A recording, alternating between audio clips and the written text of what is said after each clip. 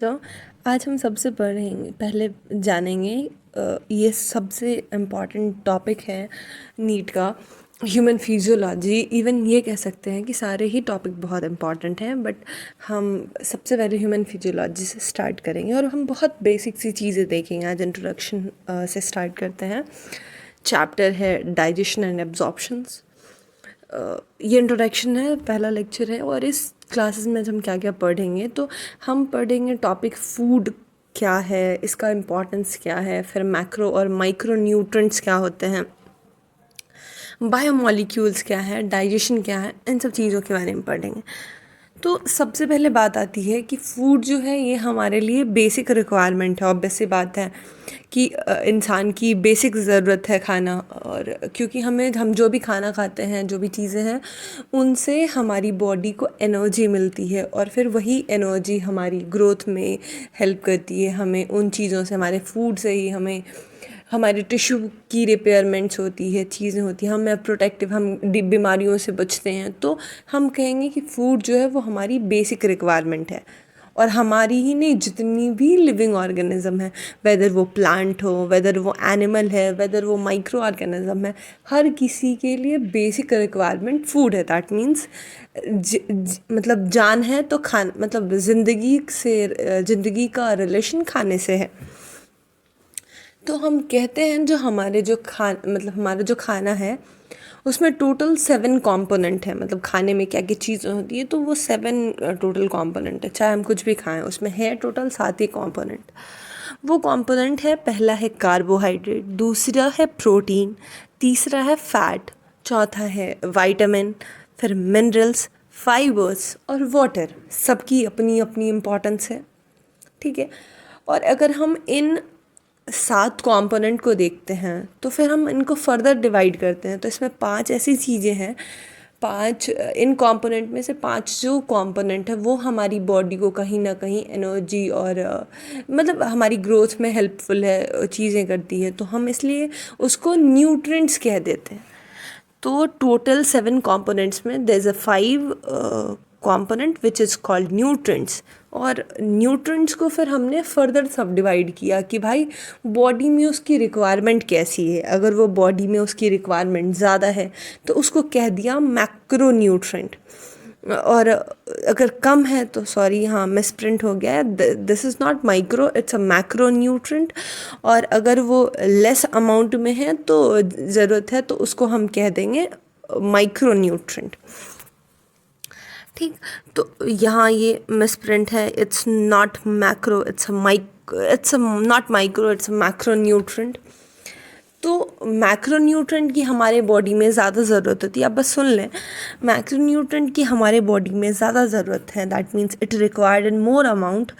तो इसके एग्जांपल हैं कार्बोहाइड्रेट, प्रोटीन और fat. That means carbohydrate, protein और फैट जो है ये मैक्रो न्यूट्रिएंट है, और माइक्रो न्यूट्रिएंट विटामिन्स और मिनरल हैं। हम फिर से रिपीट करेंगे, 5 न्यूट्रिएंट में से हमने उसको फर्दर सब डिवाइड किया, कुछ को कह दिया मैक्रो, कुछ को कह दिया micro. Macro micro macro micro, macro की ज़्यादा ज़रूरत है और उसके एग्जांपल है कार्बोहाइड्रेट, प्रोटीन और फैट। और माइक्रो जिसकी रिक्वायरमेंट कम है, दैट मीन्स विटामिन्स और मिनरल। फिर बात आती है, ये जो कार्बोहाइड्रेट और फैट है इसको हम कहते हैं एनर्जी गिविंग फूड। क्यों? क्योंकि इससे हमें इस फूड कि अल्टीमेटली ब्रेकडाउन से हमारी बॉडी को एनर्जी मिलती है। That's why we can say that carbohydrate and fat is energy giving food. और फिर बात आती है, अगर दोनों ही एनर्जी दे रहा तो कोई तो होगा जो ज़्यादा एनर्जी देता होगा। तो हमें फैट से रिस्पेक्टिवली ज़्यादा एनर्जी मिलती है एज़ कम्पेयर टू कार्बोहाइड्रेट। तो हमें फ़ैट ज़्यादा एनर्जी देता है एज़ कम्पेयर टू कार्बोहाइड्रेट। फिर हम बात करते हैं प्रोटीन की। तो protein is known as body building food, क्योंकि इसकी इन्वॉल्वमेंट हमारी टिश्यू के रिपेयरमेंट में है, ग्रोथ में है।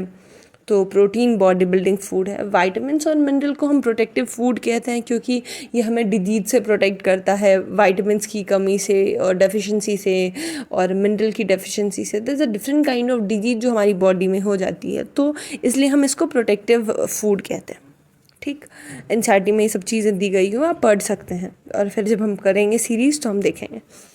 फिर चीज़ें आती है कि एक टर्म है एनसीईआरटी में, बायो मैक्रो मॉलिक्यूल। तो what is the meaning of bio macro molecules? तो बायो मतलब कुछ ना कुछ लिविंग है, ठीक है। मैक्रो मतलब बड़ा, और मॉलिक्यूल्स मतलब चीज़ों से, जिन यूनिट से मिलकर बना है।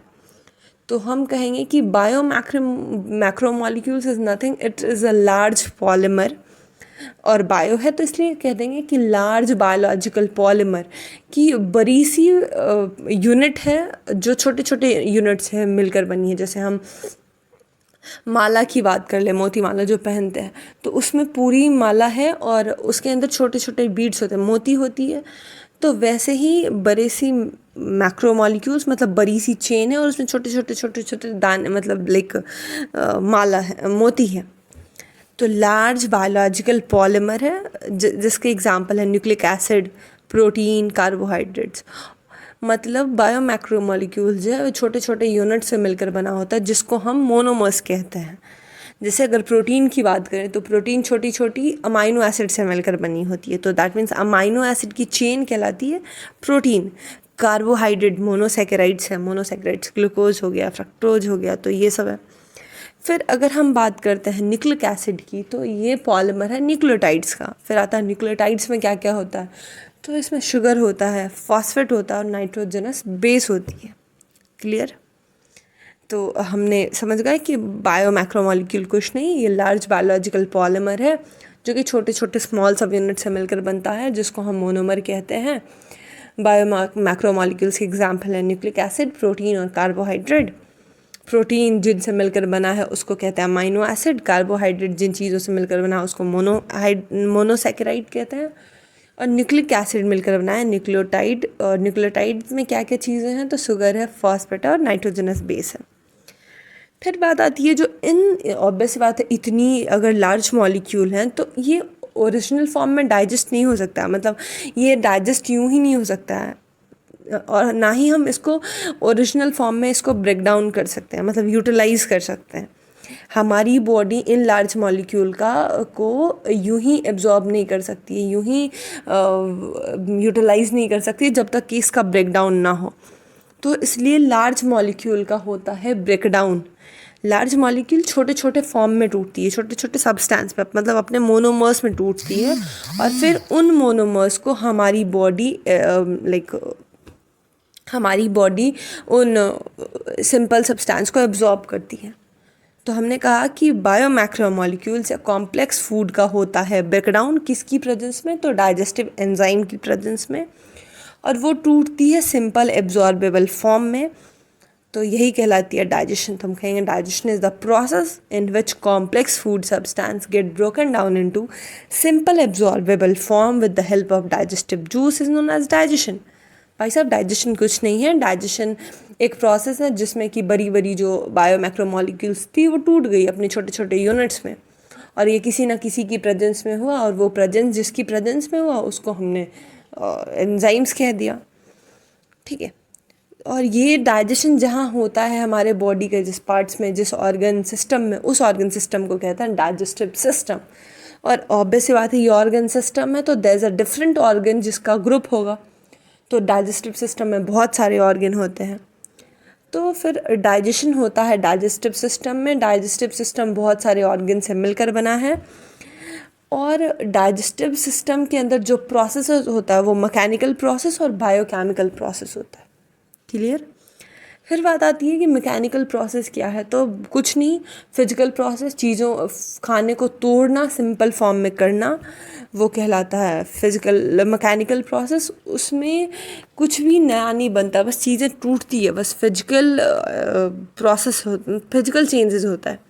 जैसे हम मैस्टिकेशन कह दिए, चूइंग कह दिए, तो ये सब है। फिर आता है बायोकेमिकल प्रोसेस। तो बायोकेमिकल प्रोसेस है जो कि बायोकेमिकल प्रोसेस नाम से क्लियर हो रहा है। बायो मतलब लिविंग, और केमिकल लिविंग थिंग्स के अंदर, लिविंग ऑर्गेनिज्म के अंदर जो रिएक्शंस होती है, जो केमिकल चेंजेस होते हैं, जो केमिकल प्रोसेस होता है खाने को लेकर, उसको कहते हैं हम बायोकेमिकल प्रोसेस। ठीक। और फिर बात आती है वाटर की क्या ज़रूरत है, तो वाटर मेटाबॉलिक रिएक्शंस में काम आता है। इसके प्रेजेंस में मेटाबॉलिक रिएक्शंस होती है, डिहाइड्रेशन से हमें बचाता है। फिर फाइबर की बात आती है, तो फाइबर फाइबर की वजह से कॉन्स्टिपेशन नहीं होता है, बस उसे कोई न्यूट्रिशनल वैल्यू नहीं है कार्बो उसकी फाइबर की। तो आज ये पूरी बेसिक क्लियर हो गई आई थिंक, और फिर आज हम फिर अगली क्लास हम अगली बार करते हैं।